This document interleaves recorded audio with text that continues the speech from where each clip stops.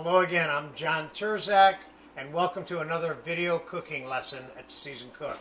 Today I'm going to answer the question, how to make a fresh sage roasted shallot butter, a compound butter if you will.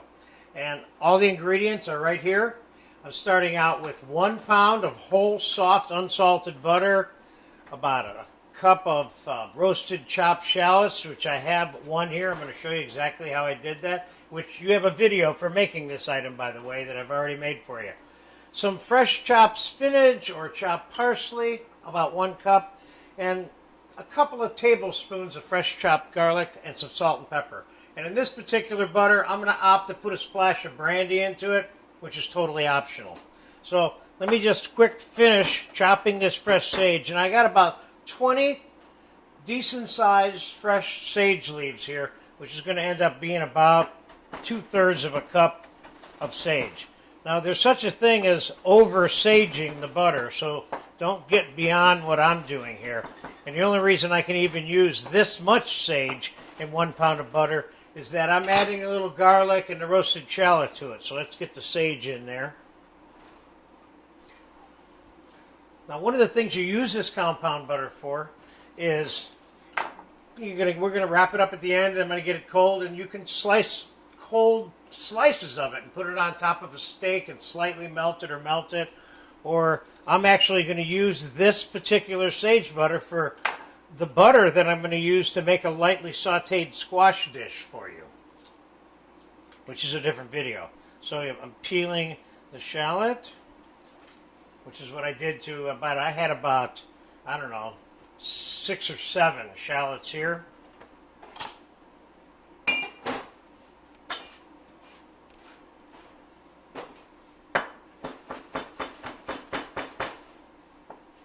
This whole roasted shallot edition, I would basically say that it's optional for you, but I would definitely put it in. This has a definite unique flavor that will go into the butter and just really bring it to life, okay? So, let's get the chopped roasted shallot in there.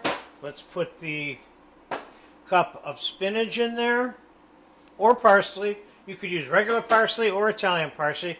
Let's get the couple tablespoons of fresh chopped garlic in there. Remember, we're not making garlic butter here. We're making sage and roasted shallot butter. Let's put a little bit of fresh ground pepper in here. And let's put a little bit of salt in here, keeping in mind, like I said, this is whole unsalted butter. So you're going to need to season it with some salt. Let's get it mixed up. Could you do this in a food processor? Yes. Do you need to? No.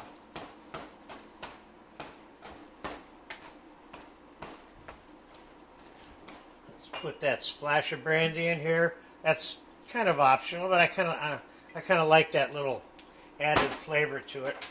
Let's scrape some of this down.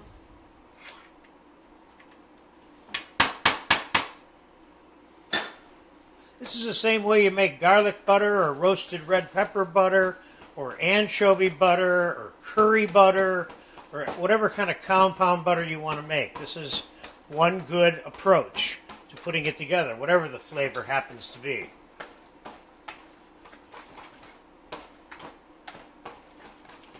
Now that seems like it's mixed together. Let me just give that a taste real quick. Make sure we got the salt. This tastes good. You like this. Now I could wrap it up in parchment paper and put it in the fridge or the freezer, or I could wrap it in plastic wrap and then paper, or wrap it in plastic wrap and then wrap it in foil. There's 3 different ways that you can wrap it up and put it away for storage. But typically, it's wrapped up like this in the form of a tube, if you will, which is what I'm going to do right now.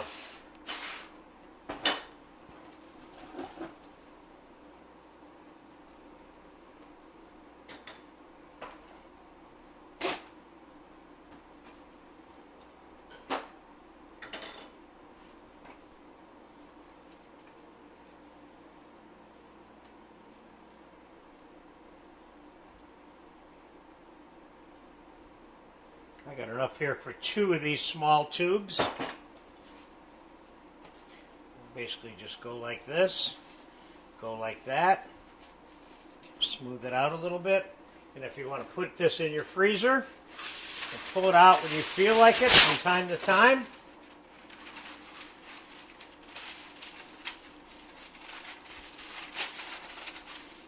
you can wrap it in the parchment paper, which will protect it a little bit.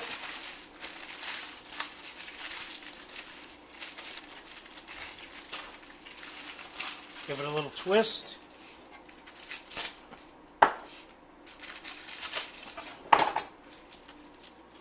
And it's ready to go in your freezer just like that. There you have it. Roasted shallot and fresh sage compound butter. Make this, guaranteed you'll enjoy it. You can keep it for months in your freezer and weeks in your fridge.